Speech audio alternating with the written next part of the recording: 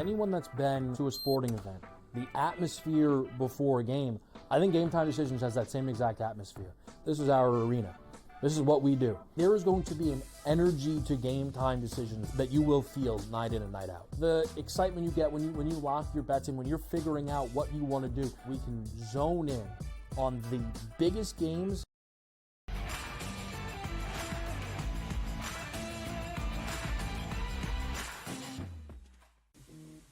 Right here with you on Pro Football Today on SportsGrid. Odds in motion, trying to see what lines have moved throughout the week. Never felt more comfortable in this set than I do for this year. I'm ready. I'm just getting angry. The hot takes are going to be here all long, people. What in the world is going on in Miami, Dom? It's not particularly anything to shy away from just because many people are on top of it. Hot take, hot take. I think this line is asking you once again to take New Orleans. Pro Football Today, only on SportsGrid. Simply put, the only way to bet this is over-under win total. I love Tyronn Lue. I think he's one of the 5 best coaches in the league. But my dear friend George Sorless told us to me a long time ago, you can't win if you don't got the talent. Unfortunately, I don't think the Clippers have the talent to match up. Betting above the rim, only on SportsGrid. Brian Daboll has been feeling it. He's in a foul mood. He's having stare downs with Pat Leonard and everything else. John Mara wants Brian Daboll to go and get the next quarterback. They tried to get the next quarterback. We all watched it on Hard Knocks. They couldn't end up with Daniels. They couldn't end up with May. So they said, okay, we'll run it back a year. We'll go get Neighbors, and we'll tolerate. Pharrell Coast to Coast, only on...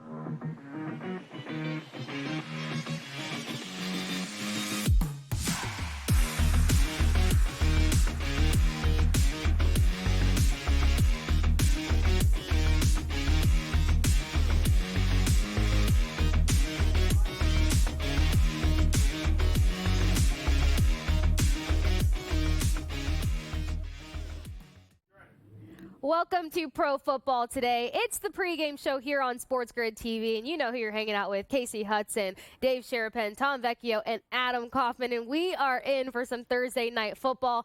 I'm not being biased when I say maybe the most exciting game yet. It's not because the Bucs are playing the Falcons. Absolutely not. It's because we got two teams that actually are going to bring a lot of competition to the field tonight. It can really go either way. The guys and I were trying to figure it out, and they can probably attest to the fact that I'm not being biased when I said this could be anyone's game tonight. So I think we're in for some quality football. We got the Bucs versus the Falcons spread sitting at 2.5, total sitting at 43.5, and a lot of action to unpack for this pregame party. So of course we always start with checking in with Dave. How you feeling? How's this Thursday treating you? You're wearing the wrong gear, but that's fine. I didn't want to be accused. At least it's a team playing tonight. Yeah, I didn't want to be accused of being on your team, Case. I love the Buccaneers throwback stuff, and I was going to wear it. And I said, could have wore a Lynch jersey. Like, come on. I better not. Give me the home team on a short week, and I'll wear the Falcon stuff. I've been told the red looks good. The throwback red does look good. Red is your color. And yeah. 2.5. Yeah, thank you. The 2.5 is really interesting. The 1.5s that were around, long gone, but the book will not go to 3. There's not a book on planet Earth that's going to go to 3 before the game. No matter what happens, who's injured, even if Kaufman comes with an unload play on everything on the Falcons, they're not going to 3. Not happening, Adam. It's something you looked for. We had synced head shakes for that spread talk. So, Adam, what did you see? What did you find? What do you like with this matchup tonight? There are a lot of things that I'm interested in the player prop market, and I'll save those because I know we'll get into it over the course of the hour that we're all hanging out, including parlays and all that good stuff. But in terms of the game itself, honestly, I don't really know what to make of it. I have a very small play on Atlanta, both money line I got earlier in the week as the spread was a little bit lower, as Dave talked about. I made the mistake of not just investing in the 1.5 then, because I invested in the 2.5 earlier today. So again, small play. I don't have any real conviction behind it. It's not one of those things that, I'm talking to our audience out there. Make sure you tail me on this. Falcons are definitely going to win. I'm not really sure. what we're going to see tonight. I know that there's loads of talent on both sides when you're talking about the skill position players. And what's funny about that is you rattle off all these names, right? Whether it's Godwin, Evans, Bijan, so on and so forth, and even the quarterbacks to some degree, in terms of the fact that this is, they're both capable. It's inside. You're in a dome. There's no weather elements. It makes me want to bet the over, but I just can't get there. I bet the under in this one. Falcons this year are 3-1 to the under. The Buccaneers have split their over/under 2-2, and primetime games, these island games, typically go under. So that is the direction I've leaned. All right, so you're leaning under. You're not picking a team, even though there's like sprinkle knowledge on the Falcons, but that's fine. Tom, where do you stand with this matchup, Bucs versus Falcons for Thursday Night Football? I would say I'm largely in line with Adam. I am actually on the under a good amount. I don't know who's going to win this game. I also think this game is massively important when it comes to the division. We know that the Falcons picked up a win against the Saints last week. They're 1-0 in the division.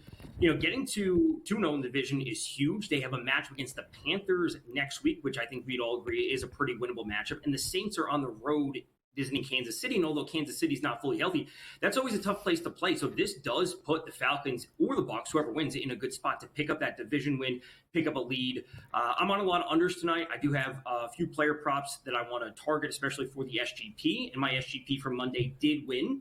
So trying to go for a 2 streak.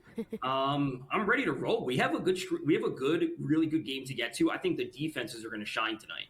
Yes, so let's go ahead and unpack it. Let's start with the Bucs. You got a Bucs team being led by Baker Mayfield. Obviously, things have started to ramp up there. The connections with his offense is starting to really pan out for them. Last Sunday, you're looking at a guy that completed 30 of 47 passes, 347 yards, 2 touchdowns, 0 interceptions. We love a clean slate. Now, the Bucs are ranked 16 in total offense, but 21st, I should clarify, on the ground, 7th in passing. Now, I mentioned this only because you're going against a Falcons team who their defense isn't ranking too hot when it comes to defending the pass game.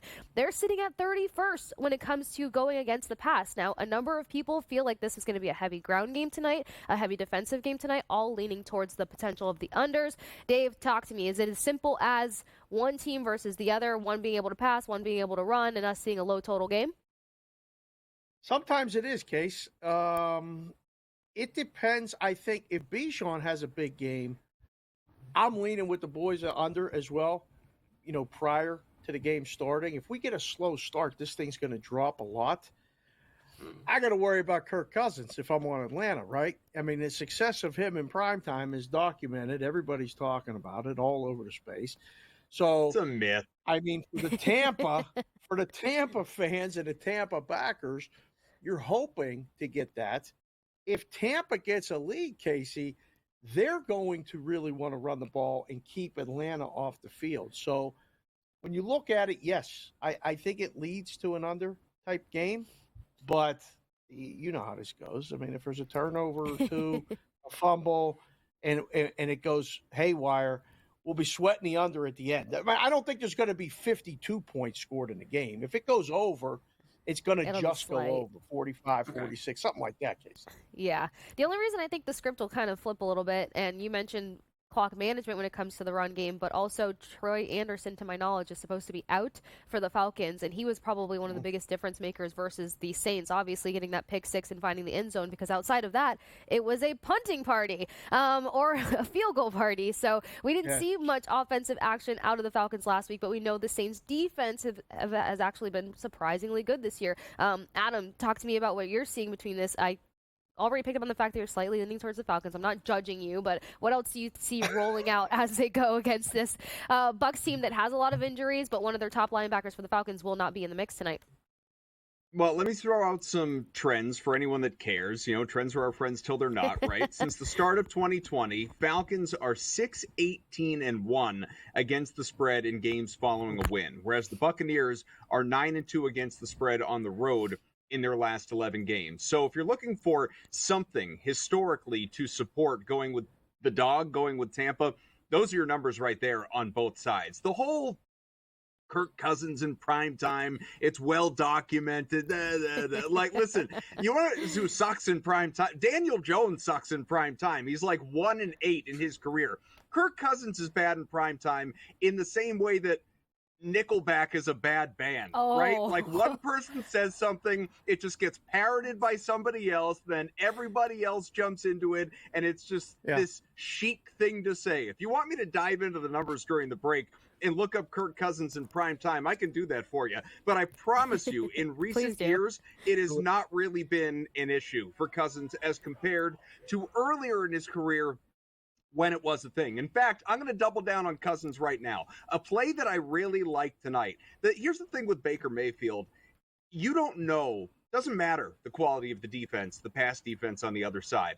I just feel like, in my experience with Baker Mayfield, he could throw for 150 yards, he could throw for 300 yards, and you have no clue what it's going to be. Kirk Cousins, with a number of right around 230 as his prop market right now, I would go over it. He's coming off a season-high 35 pass attempts. The numbers have climbed week by week by week as he has gotten healthier, the pass yardage as well, and I think there's a potential for a shootout here. So I would go over on Cousins, and even if he's pressured quite a bit, and he probably will be, checkdowns to Bijan Robinson all day long. He's going to get yardage. Interesting. Okay. I was going to ask it what we were leaning when it came to the quarterback conversation, because the Bucs defense has kind of been able to weather off most of the quarterbacks outside of Jared Goff, Goff being Goff and who he is. So obviously we got to take some things head to head. We've got to go to a quick break here on Pro Football Today, the pregame show. Kasey, Dave, Tom, and Adam. So don't go anywhere. Stick with us here on SportsGrid TV.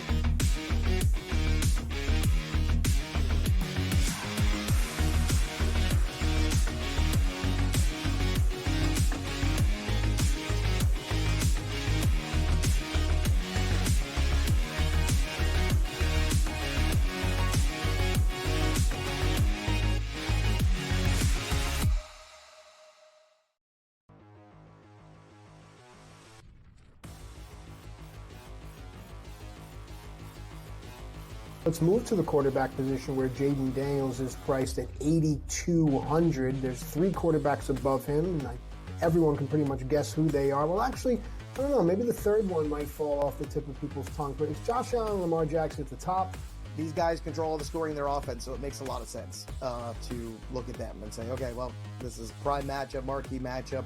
You know, Josh Allen, especially, you can run him by himself because you just don't know where the football's going. And that's a good thing for Josh Allen. I think you've seen him play much better when he's just in control of the offense and not thinking about, oh, I need to get the football to this person.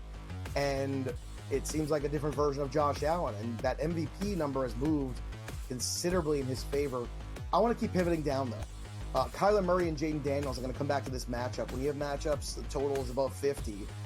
That's where you want to be investing in your quarterbacks. And Kyler Murray, Jaden Daniels, both have rushing equity, both have touchdown equity, both control all the scoring in their offense. So rather than go up to the Lamars and Josh Allens of the world, I think it's probably a smarter pivot to look downward to the Daniels, to the Murrays, and see if you can get those guys in and save yourself $1,000 and potentially spend that and spread that around the rest of your lineup. I think that's a better practice. And if you want to go even further, Justin Fields. He's a top 10 quarterback this week on Fantasy Pros for the rankings and the expert consensus ranks. At 6,800, you can pair him with Pickens, or you could put it with Najee Harris, either one of those two ways. And I think you're in a really good spot potentially. So that's another good pivot point where this week I think you can fade the top of the quarterback position in favor of some of those bigger guys at running back and wide receiver. I'd rather have Chase, I'd rather have Barkley, and then make do with Daniels or Fields. I think that's a much better path to victory this week.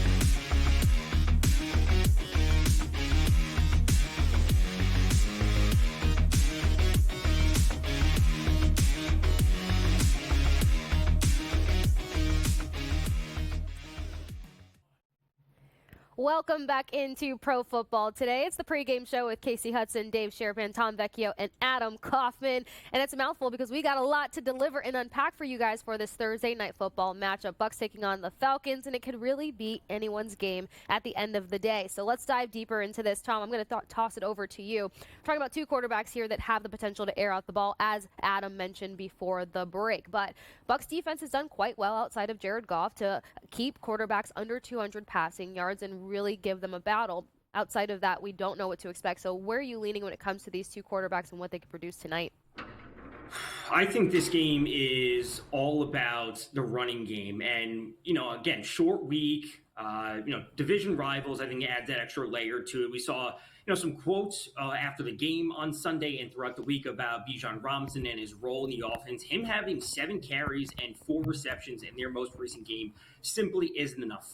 11 combined touches is not enough for a player of Robinson's skill. He needs to have a bare minimum of 15 combined per game, and he really should be pushing towards 20. So when I'm looking at this game, I actually start with that and Robinson, and then it leads me to the quarterbacks, because if he's going to be seeing the ball more, Kirk Cousins isn't going to be throwing the ball as much.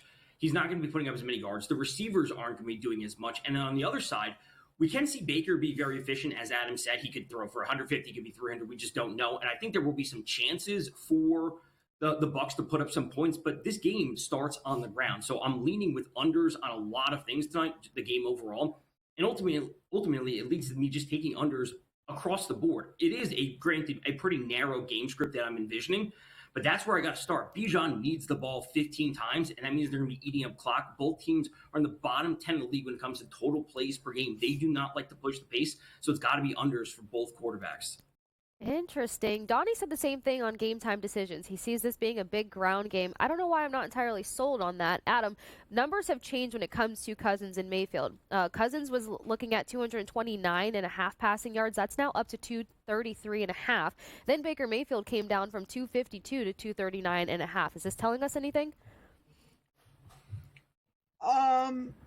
I think maybe, if anything, it's telling you that people think that we could see points in this game, and obviously if we see points, that's going to come from somewhere, and in all likelihood the quarterbacks are going to be that much more involved. It's a mild claim. I just think we always talk about shopping around, looking at different books when it comes to player props. I feel like there's always a real range when it comes to these quarterback props. The lines will get dropped, and at the start of the week, you could find a guy that's 10 yards less on one book than he is at another book. So, it would have to be, for me anyway, maybe disagree, Dave disagrees. He's the bookmaker of the quartet here. But, I think that it would have to be a more interesting jump than just a couple of yards to really indicate something to me.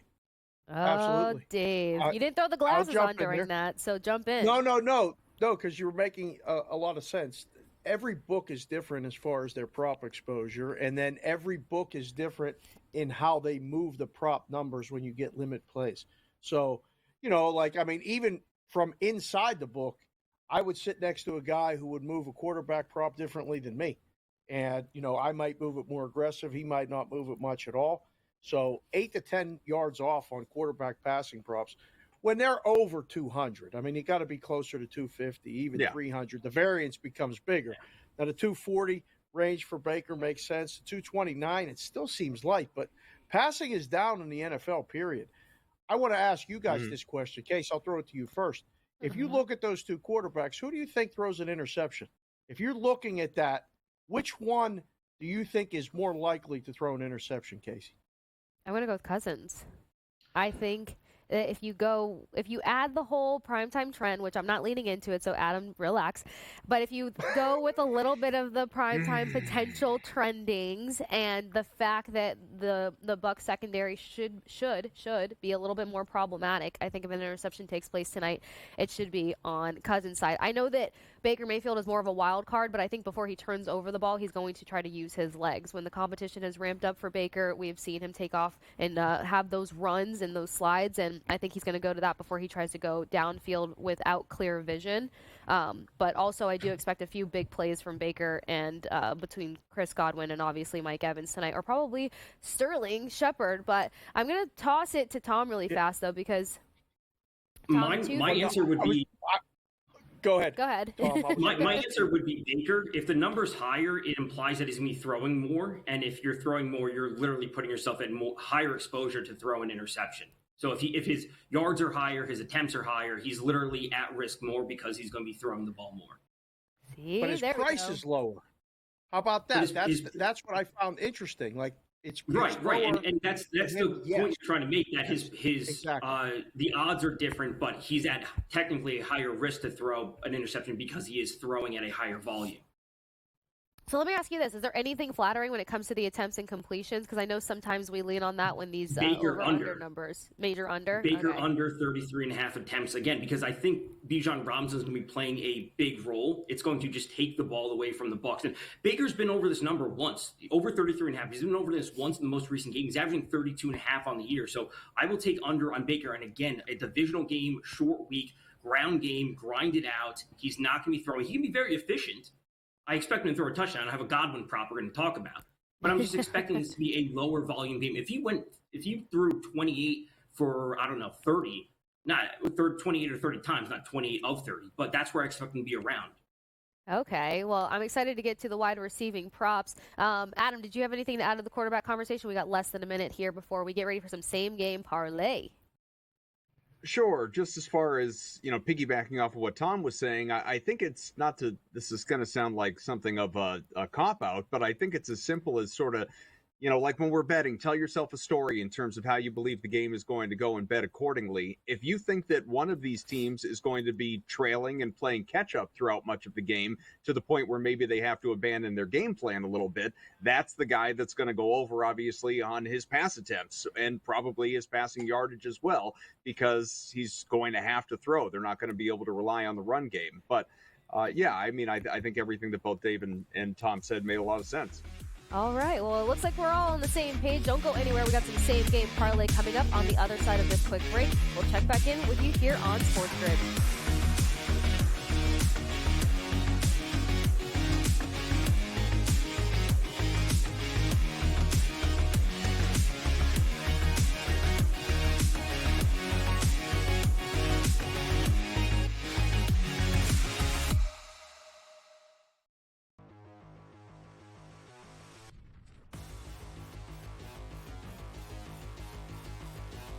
Let's move to the quarterback position where Jaden Daniels is priced at 8,200. There's three quarterbacks above him, and everyone can pretty much guess who they are. Well, actually, I don't know. Maybe the third one might fall off the tip of people's tongue, but it's Josh Allen and Lamar Jackson at the top.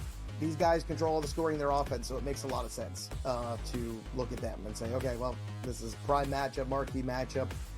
Josh Allen, especially, you can run him by himself because you just don't know where the football's going. And that's a good thing for Josh Allen. I think you've seen him play much better when he's just in control of the offense and not thinking about, I need to get the football to this person. And it seems like a different version of Josh Allen. And that MVP number has moved considerably in his favor. I want to keep pivoting down, though. Kyler Murray and Jaden Daniels are going to come back to this matchup. When you have matchups, the total is above 50. That's where you want to be investing in your quarterbacks. And Kyler Murray, Jaden Daniels, both have rushing equity, both have touchdown equity, both control all the scoring in their offense. So rather than go up to the Lamars and Josh Allens of the world, I think it's probably a smarter pivot to look downward to the Daniels, to the Murrays, and see if you can get those guys in and save yourself $1,000 and potentially spend that and spread that around the rest of your lineup. I think that's a better practice. And if you want to go even further, Justin Fields. He's a top 10 quarterback this week on Fantasy Pros for the rankings and the expert consensus ranks. At 6,800, you can pair him with Pickens, or you could put it with Najee Harris, either one of those two ways. And I think you're in a really good spot potentially. So that's another good pivot point where this week I think you can fade the top of the quarterback position in favor of some of those bigger guys at running back and wide receiver. I'd rather have Chase, I'd rather have Barkley, and then make do with Daniels or Fields. I think that's a much better path to victory this week.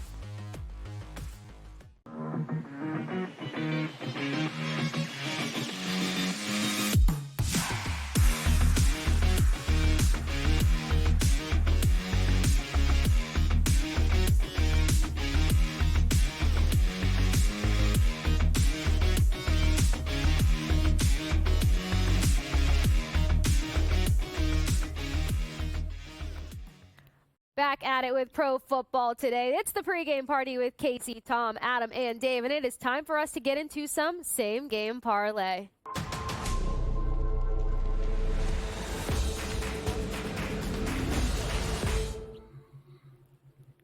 All right, gentlemen, it's Thursday, which means it is Tom's day to kick us off and get us started. You already alluded to the fact that you have a good same-game parlay for us. He nailed it last week, and I think the hot streak might continue. Maybe I'm just saying that because the Bucs are playing. But, Tom, hit us with what you got for your same-game parlay. That's right. I won the SGP on Monday. Thank you, Jameson Williams, breaking off that huge reception. That was at plus 431. Today's plus 473, keeping it right around the same area. Going with under 44.5, that's the alt under. Technically, it was sitting at 44, 43.5. That's what it is. I've spoken heavily about this game being a ground game, and I think that overall. But when it comes to the SGP, I have a specific route that I'm taking, and that's starting off with the under. Bijan Robinson over 26.5 receiving yards, and Darnell Mooney under 3.5 receptions. Why is that? Tampa's defense, 34.7 blitz percentage this year per dropback. That's the third highest in the league. That is equated to the second most hurries. We've seen Kirk Cousins be rather immobile overall this season. So what does that mean? He's not going to be looking downfield for Mooney, as Adam alluded to, those quick dump-offs to Bijan Robinson. That is going to be the play when they turn to passing. And as I said, Bijan needs more touches overall. So Tampa brings the pressure, as they do. Kirk Cousins can't look downfield to Darnell Mooney, who has been good this year. Bijan Robinson over 26.5 yards. Alt under 44.5, over 26.5, under 3.5 receptions for Darnell Mooney. Ooh, I like it. Adam, how are you going to compete with that one, huh? Well, I'm going to try. I'll tell you what. I'll start this way. We are both in line with Chris Godwin, albeit in a different way. He obviously, when supporting the touchdown, I think, we're looking at yards as far as Chris Godwin goes. And if you want to, and I'll give permission to the people at home, if you want to build this thing and you want to exchange out yards for receptions and go over the 5.5, 6.5, go ahead and do that too, because it is a tremendous matchup for Chris Godwin for all the reasons people like to sort of bow at the altar that is Mike Evans, and rightfully so most weeks. This is not a good matchup for him. Couple that with the fact that he is dinged up. I don't know exactly what we're going to get out of Evans tonight. With Godwin, this is a team on the other side, the Falcons, that is awful, absolutely putrid against slot receivers in particular. And that is where Godwin runs the vast majority of his routes. So he is going to be busy. I think Baker Mayfield is going to be looking at him a ton. Now, Cade Otton, this is a popular play in the space, and rightfully so. He has been targeted 17 times total the last two games, has 13 catches, has gone for 47 yards and 52 yards respectively in those two games. We're looking at a line for him that isn't even 30 in some places, depending on where you want to shop around. I think this is just such a great spot for Cade Otton. Plus, on the other side, the Falcons absolutely stink against the tight end position as well. They have, in 3 of the 4 games, allowed at least 3 catches and 27 yards to opposing tight ends. And Otton, again, Baker has been relying on him consistently over the last couple of games, almost to a fault. There's Godwin, there's Evans, obviously, but after that, it is a clear, very deliberate view of Cade Otton. So he is going to be worked in this game. And then on the other side, already talked about it a little bit, but Kirk Cousins, I think that if you are a believer, we're sitting here just lauding Buccaneers players. If you think the Bucs are going to get on the board early and often, and the Falcons are going to have to play from behind, and it's not just going to be Bijan or bust for Cousins in terms of the run game, then Cousins is going to obviously have to throw the ball. He has Drake London. I'm not even sure that's a name that we have mentioned yet, a half hour into this show. He's pretty good at football, folks. There's a reason his prop's sitting around 70 yards. And again, those dump-offs that Bijan is going to be, a beneficiary of, which is why people want to attack the overs with his receiving yards that's similar to Otton, sits around 30. So anyway, put those 3 together. Otton over on receiving yards, Godwin over on receiving yards, Cousins over on passing yards, and over on FanDuel, that is a plus 500, 5-1. All right. So, dang, you guys just put out two really good ones yet again, which means, Dave, I'm going to speak for you and say that we have 20 seconds, then we have a break. So you get to mull over this a little bit and decide, is the tight end going to be the pull-in and Adam grabs a W here, or is Tom going to take another victory? So while we're panning over that, you guys stick with us here on Pro Football Today. It's the pregame party, and you know where to hang out here on SportsGrid TV. Catch us on the other side of this quick break.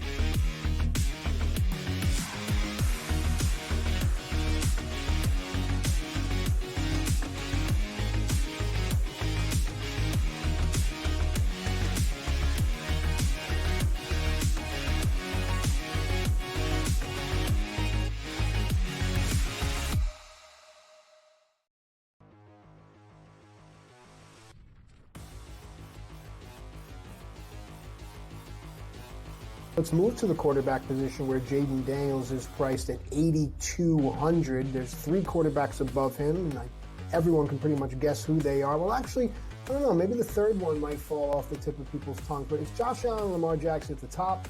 These guys control all the scoring in their offense, so it makes a lot of sense to look at them and say, okay, well, this is prime matchup, marquee matchup. You know, Josh Allen, especially, you can run him by himself because you just don't know where the football's going. And that's a good thing for Josh Allen. I think you've seen him play much better when he's just in control of the offense and not thinking about, I need to get the football to this person. And it seems like a different version of Josh Allen. And that MVP number has moved considerably in his favor. I want to keep pivoting down, though. Kyler Murray and Jaden Daniels are going to come back to this matchup. When you have matchups, the total is above 50. That's where you want to be investing in your quarterbacks. And Kyler Murray, Jaden Daniels, both have rushing equity, both have touchdown equity, both control all the scoring in their offense. So rather than go up to the Lamars and Josh Allens of the world, I think it's probably a smarter pivot to look downward to the Daniels, to the Murrays, and see if you can get those guys in and save yourself $1,000 and potentially spend that and spread that around the rest of your lineup. I think that's a better practice. And if you want to go even further, Justin Fields, he's a top 10 quarterback this week on Fantasy Pros for the rankings and the expert consensus ranks. At 6,800, you can pair him with Pickens, or you could put it with Najee Harris, either one of those two ways. And I think you're in a really good spot potentially. So that's another good pivot point where this week I think you can fade the top of the quarterback position in favor of some of those bigger guys at running back and wide receiver. I'd rather have Chase, I'd rather have Barkley, and then make do with Daniels or Fields. I think that's a much better path to victory this week.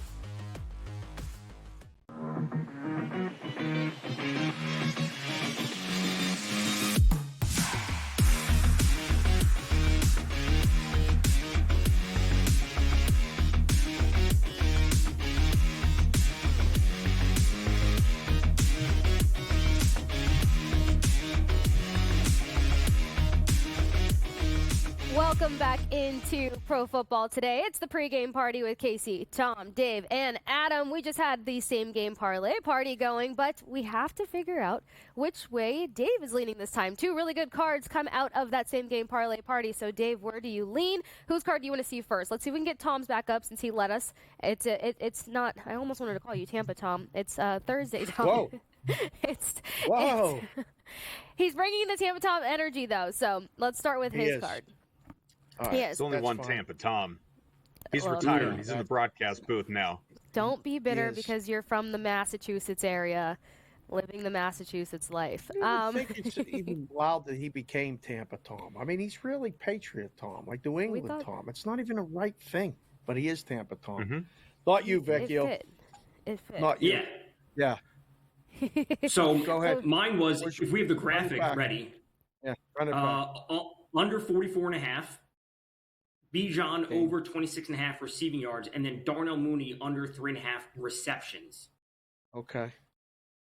All right. We got that one. Let's run Adam's back real quick. If you could throw that back up there real quick. Because I know Adam think that had some tight end love there you on go. there. There it is. The over on receiving yards for Godwin and Otten, and over on passing yards for Kirk Cousins. A little 5-1 special for you on FanDuel. I like it. I like what you're doing. Listen, last week or last game, it was this week, but it was last game. I like both, but I think I voted for Tom, and Adam didn't get upset. Tom hit it. I think I'm going to stay with the hot hand and go with Tom with that one, only because I'm not sure about the Cousins one. That's the only catch there.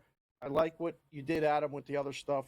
I'm not sold on that over for Cousins. If So you Dave, get there with that, I think you're good. This will what be a if I good can night for crash both this of you. party? What if I crash this Do it. party? Production Tight doesn't end. know. What do you got? It's the shoulder pads. Production doesn't know that I decided to do this, but I do kind of have a same game parlay. And last time I crashed the party, I won. So if I threw this in the mix at plus 430, it's Chris Godwin 60+ receiving yards.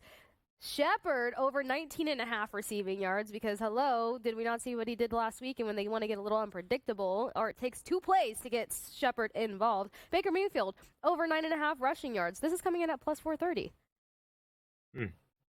What do we think? Wow, Baker Mayfield rushing yards. You always come with one thing, Case, that you just don't see coming. I mean, forget about production knowing. Oh, wait till we get to like it, love it, and leave it. Oh, I can't wait. Okay. I hope we got kicker props. That's right.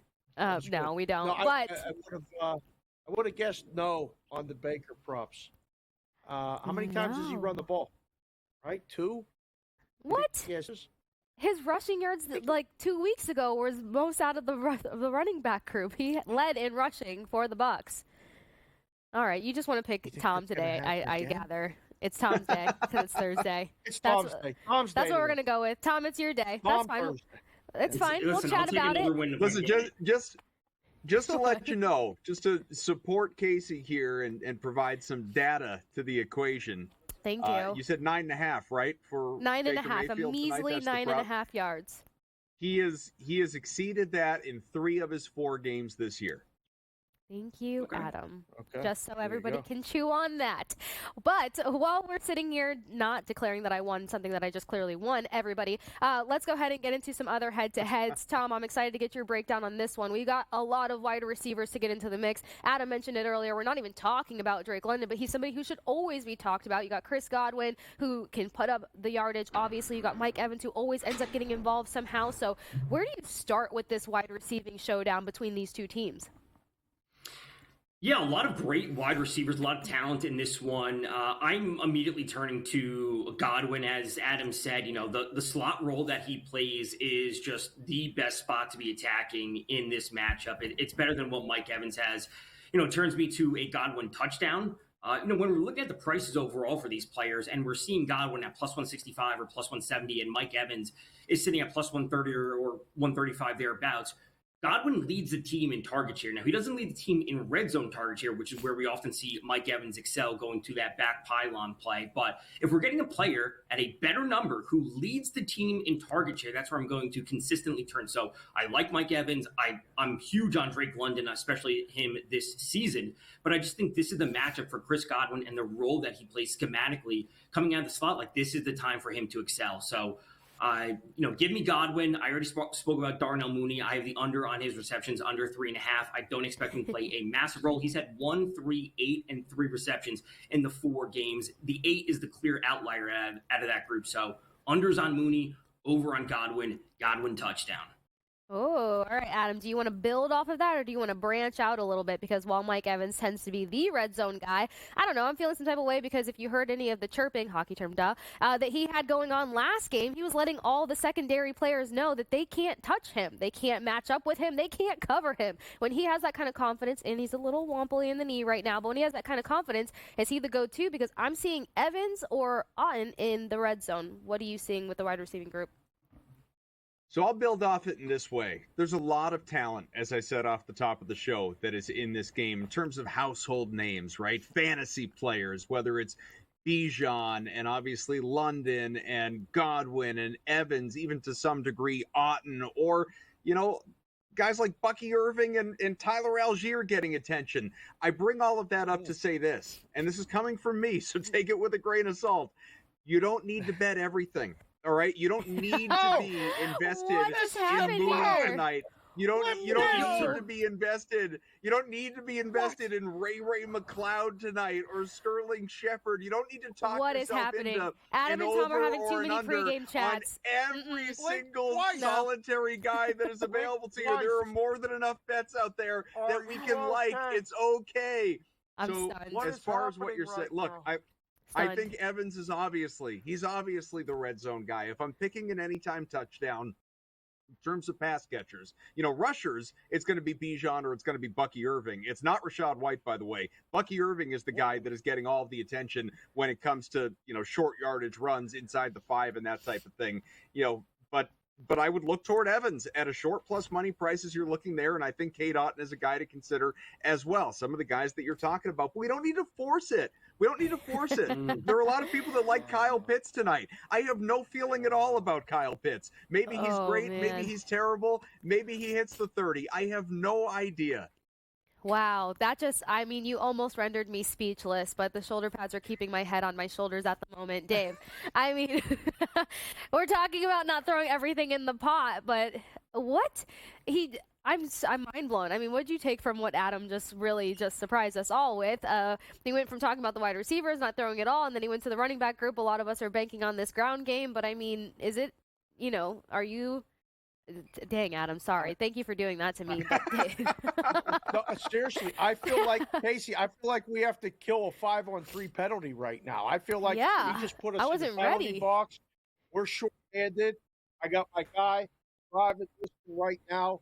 Jay Lou, he's a big stay-home defenseman, a guy I know from Pittsburgh. He said Casey's on to something with the Mayfield rushing yards, and he said to let you know. So now I had to do that.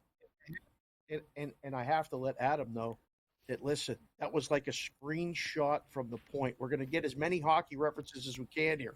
And I'm playing goal, and I didn't see it at all. It just, bam. You hit me right in the mask with that one. Yeah. I really didn't see it coming. That was an outstanding take. Some I feel like I in a game with this number, I think we have to consider it. Yeah. Look, he's not off. I just felt like I accidentally went in for a shot and blocked it and got it in between the pads, and I'm in a little bit of pain right now, but that's totally fine, Adam. The surprises continue, but so does unpacking and getting you guys ready for this game. Bucks taking on the Falcons for Thursday Night Football. It's the pregame party to get you prepared. We got to take some more head-to-heads. We got to find some long shots, and we got to let Dave judge which he would like, which he would love, which he would leave. So stick with us here on SportsGrid TV.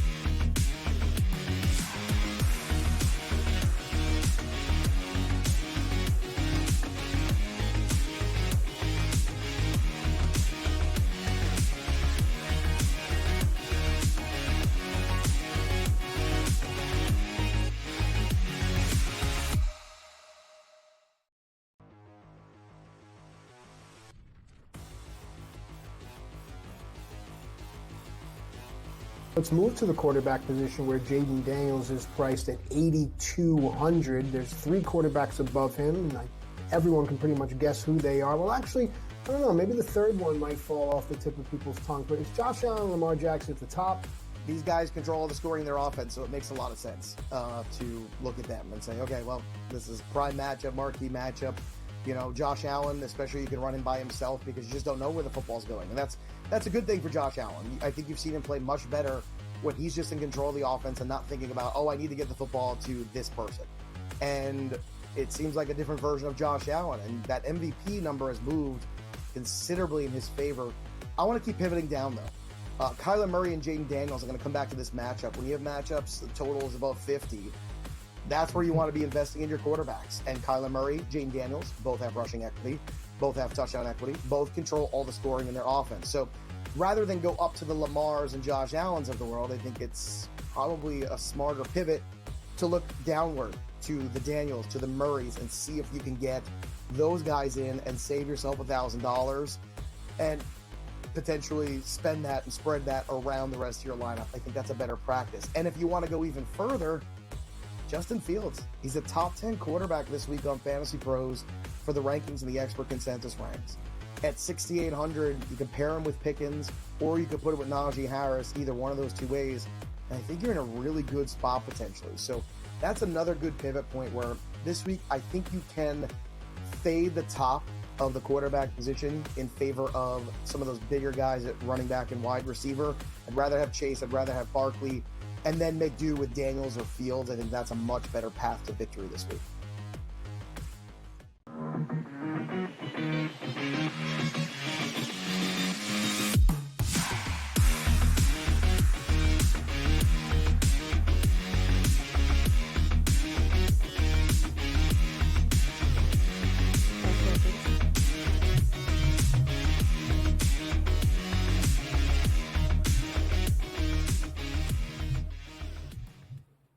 back at it with Pro Football Today. It's the pregame party. Kasey, Dave, Tom, and Adam. And we are continuing to run through this Thursday night football matchup. Bucs taking on the Falcons. And as promised, y'all, we got a lot more bets to get into. But we're going to have some fun with it, which means it's time for some like it, love it, or leave it. Let's roll it.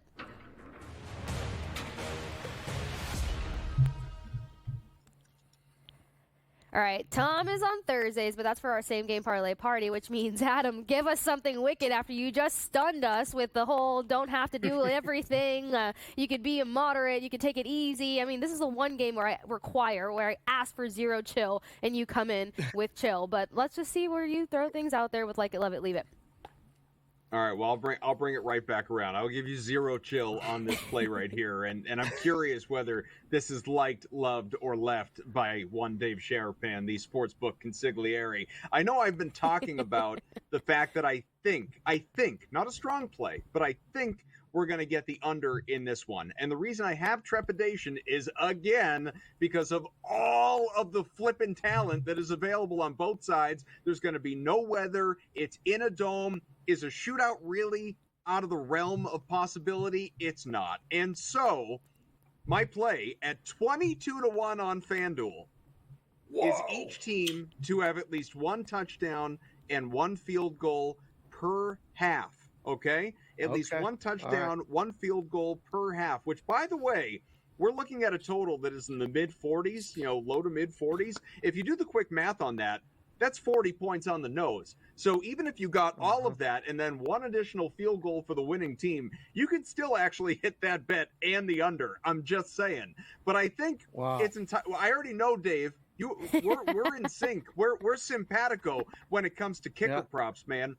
Nobody's going to vote against the idea of getting over 1.5 field goals out of each team. And so now we're just asking for the touchdowns. I think at 22-1, good price for something that is not unlikely at all. Oof. In basketball, there's an expression. It's shoot or shoot. Kaufman shoots. I mean, I like it. 22-1. Take your shot, Adam. It can happen. We might come up one touchdown short. We're going to get field goals in both halves by each team. I would be very surprised if we don't get 4 field goals in this game. So over field goals is good. What do you got, Tom? You got to have something good. I think I want to say I love this one, but I don't. I'll just like it. But I'm not leaving it because I think we got an opportunity to win it. All right. Mine would be keeping it simple with the Godwin TD that I spoke about. Most importantly about it, I love the odds. He has a 26.6 target share. That's the highest on the team. Evans at 22.7%. In the red zone, as I mentioned, Evans leads the team at 31. Godwin's at 25% red zone target share. When we're looking at the odds and when we're looking at the player usage, Godwin leads the team. I'm simply taking the most targeted player, not the most involved, obviously not counting for the rushing game, on the team to get a touchdown after he did not have one last. Combined with that, Mike Evans note, a little bit banged up, and now maybe going to K-Dot in the red zone, and that would be certainly fine for my fantasy team. But from a betting perspective, I want Chris Godwin. Okay. All right. You guys are going to hate mine. I'm already mentally prepared for it before we move on. And I just missed you guys off of K-Dot and first touchdown.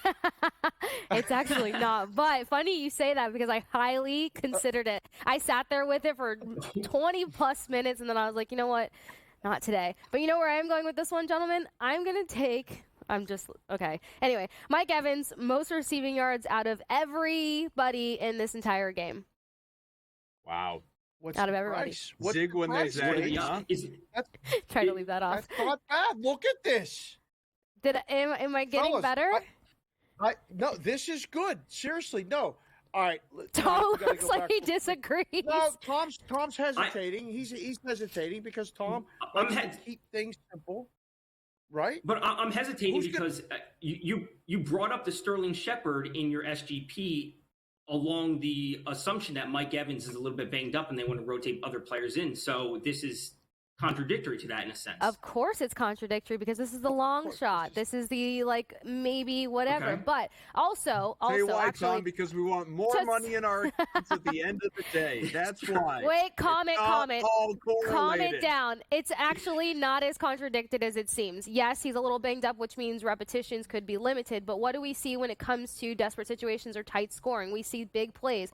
Baker Mayfield can trust Mike Evans, or wants to trust Mike Evans to have those chunk plays. So all it takes is a couple chunk plays for Mike Evans to come up with the most yardage of the day without overutilizing him. So not super contradictory, I would say. Oh, Tom. No? Okay. Yes. No, this I'm is done. the one time Who's I done? like it, love it, leave it. I don't embarrass myself. Are you liking it, loving it, or leaving it, Dave? I like it. I like it only because I don't know how many guys are actually, in line to beat him. Like, if he's not first, he's going to be second or third. So I think you're going to be in this as long as he's not hurt. He's going to get reps. He's going to get targets, and I think you'll be in this. So it's not a bad price for plus 320. And guys, I'm married. I have 3 daughters. Women can change their mind anytime they want. Casey, you don't have to give anybody an explanation. Don't make it You that. run the show. You're the host of the show, and we deal with it. There you Vecchio, go. listen, I love it. I love the mean, challenge. He's You guys the keep me touchdown sharp. guy. He's the You guys keep me touchdown sharp. guy. You did it good on Monday. I was more excited at home in Vegas watching it. When he got that touchdown, I tweeted it. I was like, man, there's the touchdown. There's the yards. There's the same game parlay. You hit it all in one play. The double dip. So all in one Yeah. play. Remember though? You remember years ago the Ben Affleck meme where he's sitting there doing the press tour and they slowly pan in on his face and it's the "Hello, Yeah. darkness, my old friend." Yeah, I mean that was basically Vecchio. You made his brain short circuit right there on the spot. Listen, I'm a That's big a good believer in reference. Mike Evans. I'm a big believer in Mike Evans, and if he was fully healthy, maybe if it wasn't a short week, I would be totally on board with that. Mike Evans to lead any game. But plus that's the 320, number, plus right? If he were completely healthy Right. and had a good matchup, you're not going to get plus 320. Right. Well, there's Fair. that, and And again, you've that's got your all deep, things you've got your considered. deep threat, and then you've got your short pitches too, or whatever. But we got to go to another quick break here. But once we get back, we talk about a couple more best bets and final thoughts of this matchup before Joe Lisi joins me here at the wall. So stick with us here on SportsGrid TV.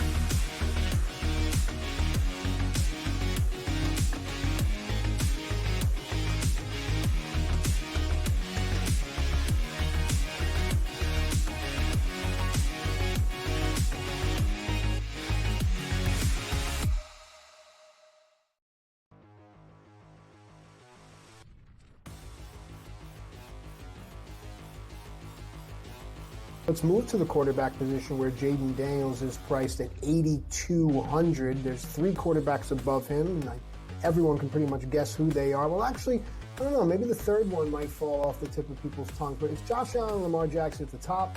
These guys control all the scoring in their offense, so it makes a lot of sense to look at them and say, okay, well, this is a prime matchup, marquee matchup. Josh Allen, especially, you can run him by himself because you just don't know where the football's going. And that's a good thing for Josh Allen. I think you've seen him play much better when he's just in control of the offense and not thinking about, I need to get the football to this person. And it seems like a different version of Josh Allen. And that MVP number has moved considerably in his favor. I want to keep pivoting down, though. Kyler Murray and Jaden Daniels are going to come back to this matchup. When you have matchups, the total is above 50. That's where you want to be investing in your quarterbacks. And Kyler Murray, Jaden Daniels, both have rushing equity, both have touchdown equity, both control all the scoring in their offense. So rather than go up to the Lamars and Josh Allens of the world, I think it's probably a smarter pivot to look downward to the Daniels, to the Murrays, and see if you can get those guys in and save yourself $1,000 and potentially spend that and spread that around the rest of your lineup. I think that's a better practice. And if you want to go even further, Justin Fields. He's a top 10 quarterback this week on Fantasy Pros for the rankings and the expert consensus ranks. At 6,800, you can pair him with Pickens, or you could put it with Najee Harris, either one of those two ways. And I think you're in a really good spot potentially. So that's another good pivot point where this week I think you can fade the top of the quarterback position in favor of some of those bigger guys at running back and wide receiver. I'd rather have Chase, I'd rather have Barkley, and then make do with Daniels or Fields. I think that's a much better path to victory this week.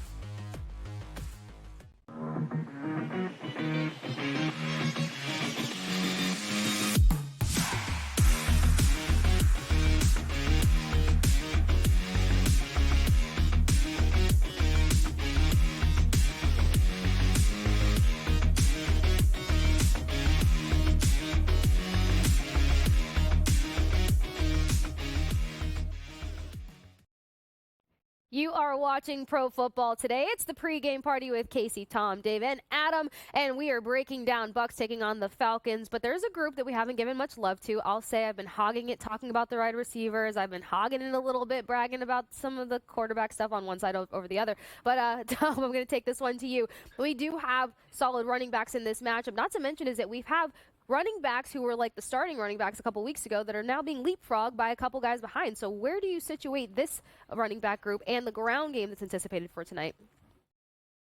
Yeah, 4 running backs that are realistically going to be involved, at least in a decent capacity. You know, I spoke about Bijan Robinson. I'm going to say decently heavily. Although I expect it to be a ground game focus, I like him specifically when it comes to the air. We're going to see Tyler Algier mixed in there as well. On the other side, we've spoken over the past few weeks on the Sunday night recap shows, the Monday night post-game shows. I'm very high personally on Bucky Irving, so looking to get some exposure to him. He's going to be a force in this offense. If Rachaad White is not going to be effective on the ground, Bucky Irving is going to continue to play a role time and time again. He leads the Bucs in rushing yards despite not playing as many snaps, as many touches, et cetera, et cetera. So Bijan on one side, Bucky Irving on the other. Yeah, you've given your love and the flowers to Bucky Irvin, and Coach Bowles also mentioned it too. He's going to be getting more repetitions favorably. So, Adam, where are you at with this running back group, and any final thoughts on this game?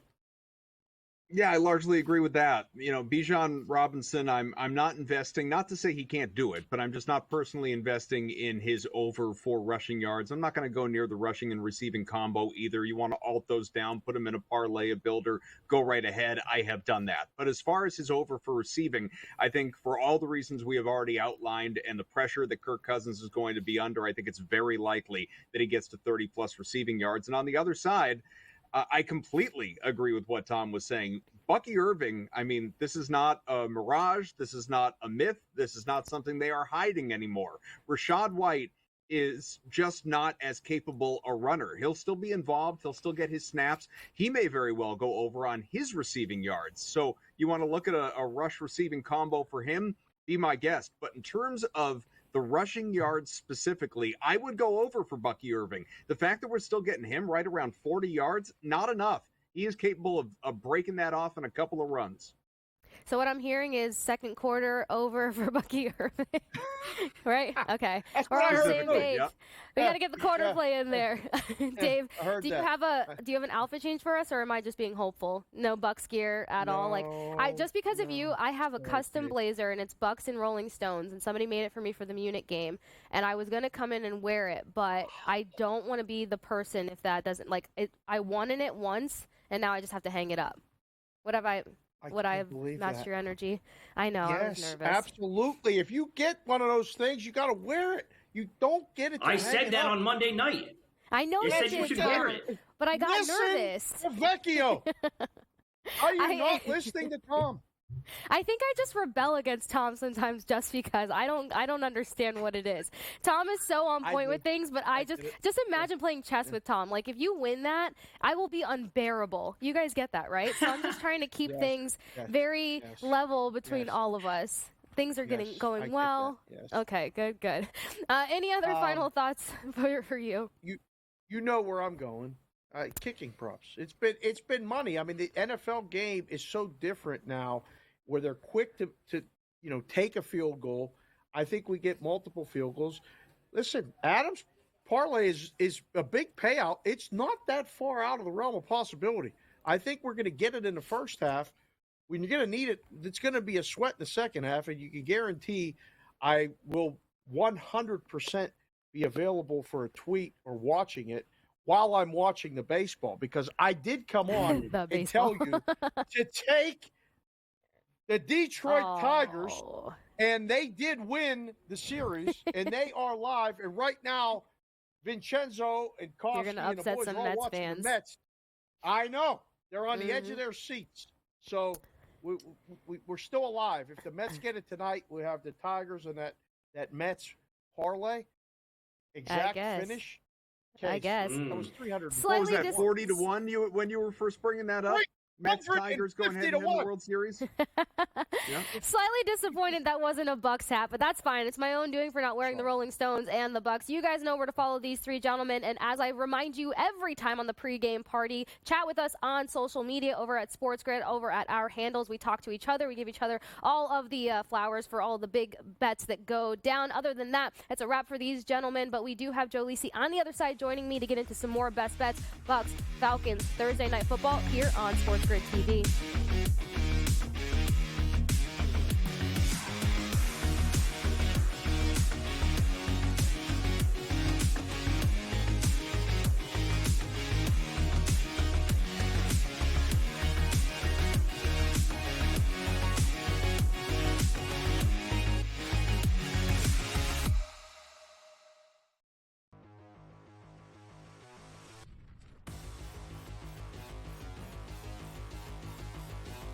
Let's move to the quarterback position where Jaden Daniels is priced at 8,200. There's three quarterbacks above him, and everyone can pretty much guess who they are. Well, actually, I don't know. Maybe the third one might fall off the tip of people's tongue, but it's Josh Allen and Lamar Jackson at the top.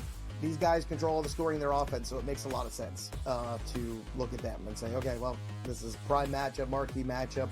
You know, Josh Allen, especially, you can run him by himself because you just don't know where the football's going. And that's a good thing for Josh Allen. I think you've seen him play much better when he's just in control of the offense and not thinking about, I need to get the football to this person.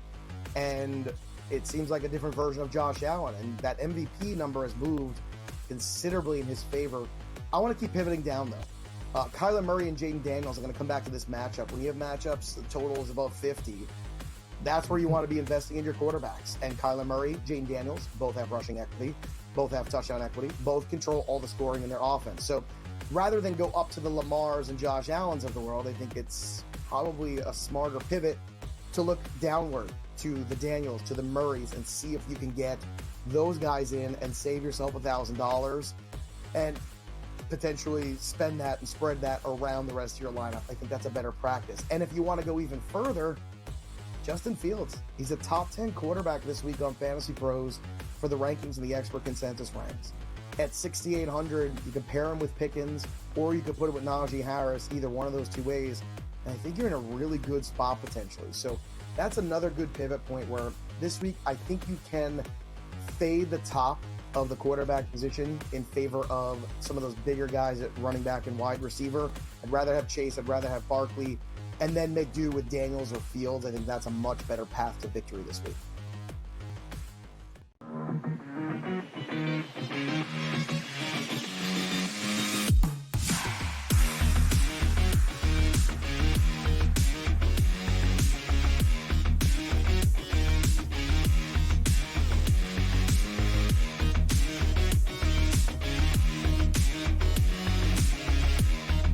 Welcome back into Pro Football Today. It's the pregame show with Kasey Hudson, and now Joe Lisi joining me to break down the Bucks versus the Falcons.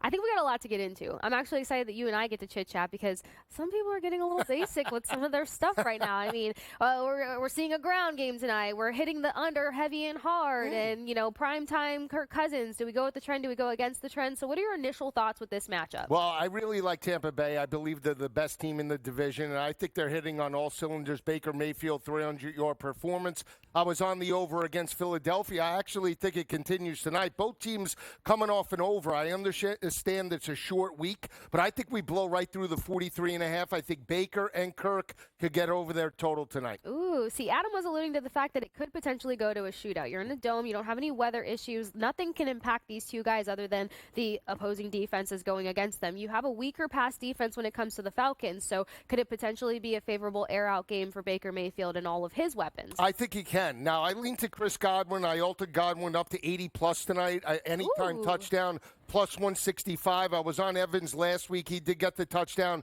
But think about how the Bucs play, right? When they score first, dictate the tempo, typically they win football games. They're on the road. I look for Rachaad White to be utilized in the screen game tonight. He could have a big night. Bucky Irvin potentially on the ground. But I like Rachaad White to hit pay dirt as well. Okay, I'm a fan of that because we do see them switch things up. We did get some love for Cade Otton off of Adam's card earlier today, but what are some other best bets that you see when it comes to this lineup? Well, I think if you're looking at the Atlanta side, we know about Drake London. How about Kyle Pitts? 3 targets last week, no receptions, obviously no yards 2 weeks ago when they lost to Kansas City. 2 big receptions, 69 yards. He's the catalyst for that offense, especially if you're looking to shut down Drake London. I think Kyle Pitts, 40-plus yards tonight, could be an option. And then Ray McLeod is number 34.5 tonight. They already bumped it up to 36.5. I think he could eat in this matchup, Kasey. Ooh, so you're throwing somebody in the mix there. Now, that doesn't technically happen all the time, but we will say Tom Vecchio likes to sneak some of those players into the mix. So I'm going to match you 1-for-1 of a guy that's not being talked about too much right now. I have Sterling Shepard getting some work done. I felt like his number came in kind of low at 19.5. We saw him surpass 50-plus last week, or not too over it, but we saw him get in the mix there. Even if it's not a bunch of plays out of Sterling, though, it could be a few chunk plays here and there to mix things up. Everyone's anticipating Godwin's play. Everyone's anticipating Mike Evans to be the deep threat. Could we potentially see this over 19.5 for Shepard? That's one catch, especially a third down type of situation. Sterling Shepard, a possession type of receiver. If you're going to double team Godwin and Evans on the outside, in the slot, Sterling Shepard could break big plays. Anytime touchdown could be on the table as well, especially now game number 2 with Baker Mayfield. I think they're going to be pass heavy in terms of this offense. So if they start fast, Sterling Shepard could be an option. I love that you're the one of the few that talk about a pass heavy opportunity here. So then also talk to me about this. Mike Evans slightly banged up, which is why I anticipated Sterling getting in the mix more. But for somebody that it only takes 1, 2, maybe 3 plays to get into the mix, that's Mike Evans. So I have him closing out the night with the most receiving yards as my long shot. Luckily, I didn't get laughed at by the guys, but is that something that's a little too risky or possible? Well, even if he's banged up, right, he's still the number 1 option when healthy of Baker Mayfield. He steps up, he hit pay dirt, and again, depending upon how injured he is, we'll know within the first quarter. So you're getting good value, you're getting injury value right now on Mike Evans, so it's not a bad look. I think Tampa Bay is the best team, and they're going to pass. If they get shut down in terms of the passing game, in my opinion, they don't win this type of matchup. All right, and then I got some shock out of Dave Sharapan earlier, which surprised me. Baker, over 9.5 rushing yards. He has hit a massive amount of rushing yards through 3 out of, I want to say 4 games. But regardless, the minute that the pressure comes in, we do see him start taking some steps. It's not going to be hard to get to 9.5. So where do we sit with that? I love the look because think about it. He scored a touchdown last week, right? If the game is on the line, Baker Mayfield, gutty, blue-collar type of player, could take the game over, especially in third down situations where he needs a first down, break, contain. That's 1 run for 10 yards. Okay, and I love that we're on the same page here because if you want to combine Chris Godwin for 60-plus receiving yards, Shepard over 19.5 receiving yards, and Baker Mayfield for just over 9.5 rushing yards, that's coming in at plus 430 for a same-game parlay. I threw it in the mix with the guys. I didn't want to steal their shine. Now, when it comes to Kirk Cousins and what he can produce tonight, I'm not looking particularly for him to air out the ball too much. I think that the Bucs defense can be a little bit more problematic in that sense, but I do think that he can get over 32.5 pass attempts. That's not a bad look. Here's the way this game's going to play out. Supposedly, Bijan Robinson has a hamstring issue, right? How many carries does he get in regards to this matchup? That's why Tyler Algier did get a bulk of the carries in the second half. If that's the case, then Kirk Cousins could blow through the 32.5, especially if they're trailing in this matchup. And again, he is a competent quarterback. Think about, what he did in regards to the second half against Philadelphia. I think they could potentially look to get him into a rhythm early in the first half here. Well, you mentioned him, Tyler Algier. I have him over 35.5 rushing yards. Mentioning the hamstring situation for Robinson, I was shocked that Algier came in at 35.5, where a lot of people think the ground game is going to be the emphasis, at least on the Falcons side of the ball tonight. Yeah, he's definitely going to be the bell cow, especially if Bijan's a little bit banged up, right? They might utilize Bijan in the short to intermediate passing game, get him out in space where he can't get tackled and really re-injure that hamstring. We'll know, and we'll see how that plays out in regards to the first half. But Tyler Algier, a more blue-collar type of back that wants a ground and pound between the tackles. And again, it comes down to the offensive line. If they're opening up holes, 35.5 is not a bad number. Not whatsoever. So what other plays do you like in this matchup tonight as we prepare fans for this Thursday night showdown? I like the secondary receivers. I mean, I really like Ray McLeod. Couldn't get an alt on him in regards to FanDuel in certain circumstances. If you get an option, I think potentially 50. Darnell Mooney is another player that we haven't mentioned, over 40, 50 yards and back back-to-back games. He is a playmaker now. Didn't do that with Chicago, but he does have a great quarterback-to-wide receiver relationship with Kirk Cousins, so we'll see how that plays out. Mooney could be a player that not only goes over the total, but maybe hits pay dirt tonight. Yeah, now we keep talking about a number of player prop bets, whether it's through the air or on the ground. We have a Falcons team that really couldn't find the end zone. They found the end zone because of a pick six because of Troy Anderson, who is not going to be playing tonight. Other than that, it was a field goal fiasco for this team. Some people are predicting that we're going to see a lot of field goals in this one, but the props just line up for us to see some good play. How do we kind of navigate that? So for me, I think it's almost like a heavyweight fight, right? Styles make fights, and the way Tampa wants to play up-tempo push in regards to the passing attack, that might get Atlanta and Kirk Cousins involved in regards to the passing game, so they might have to throw to be in this matchup. So again, 26 points last week. You mentioned the turnovers, you mentioned the field goals. I think they scored touchdowns tonight. I think this game potentially gets into the 50s, but 49.5 is as high as I altered it up. But again, I took Baker 250 plus, also took a parlay with Kirk 250 plus, even though he hasn't reached that number this year. Really? Wait, what persuaded you to go there? Because I'm going contrarian tonight. That's the way I roll. I don't go. I won't get on you like the guys do. That's the way Lisi rolls on this show. We go alt and we go big. Go big or go home. That's the only way to go. Go big or go home. Look, I'm not against it. I think a guy named Adam Kaufman would typically join you on that. He's being a little more seldom today, but you know what? At least you were giving us great football, and I think we're going to be in for some quality football for the Bucs taking on the Falcons. Anything could really happen. If you had to predict how many field goals we would see, where are you leaning on that one? Well, everybody's expecting 4.5, 5, so I'd probably say 1 or 2 at the most. Are you just being rebellious? I do that to Tom. Like I sell everything. That's it. Everybody's looking at 5 field goals on a Thursday night, short week. They're looking to eat. I go the other way. Oh, my gosh. This keeps it interesting, as always.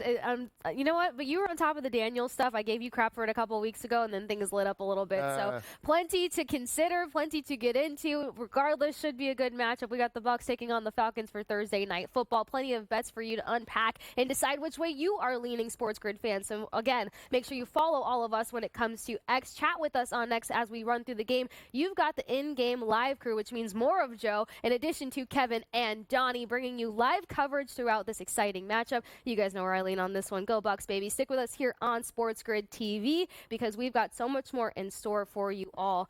I think that you gave me credit to really lean into this same game parlay card. So I got some things that I'm going to throw out on social media for you guys. You know that the in-game crew is also going to be live betting as well, so don't go anywhere. Stick with us here on SportsGrid TV.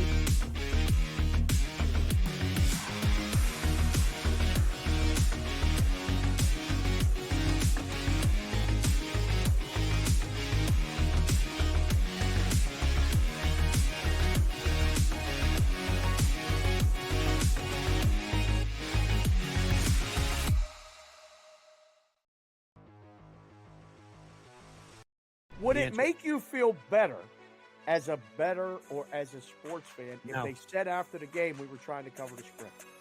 Oh, God. To say it out loud? Oh, my God, no. So to say it out loud? Oh, my God. You can't say that out loud. No, you can't do that. Okay, so what is the big deal either way? Oh, play the game the right way. The Bostonian versus the Book. I feel like the first person to take a kicker in fantasy football is somebody that feels like, man, I had a really bad draft. Let me make sure I get the best kicker. That's the way I've always looked at it that way. Like, oh, I did so bad, so let me take Justin Tucker. The key for me is, though, I make marks. Okay, this guy, I'll highlight him because I don't want 3 or 4 of these guys. I draft 3 or 4 of these guys and they all get hurt. I have no one to blame but me. Fantasy sports today, only on SportsGrid. When you're really, really amazing like this, people kind of take it for granted. Same with Ohtani, right? People will sort of see, oh, Ohtani did this, Ohtani did that, and it sort of, becomes normalized a little bit. But to put in context, Aaron Judge joins the 1,000 hit club, gets it done. So earlier this month, he was the fastest player to reach 300 home runs ever. Sports Rage Late Night, only on SportsGrid. Let's go. Welcome to the Live Golf Team Championship. The golf has been mesmerizing. They are the Live Golf Team Champions. Team golf is back. Oh, yes! Are you ready? Let's go!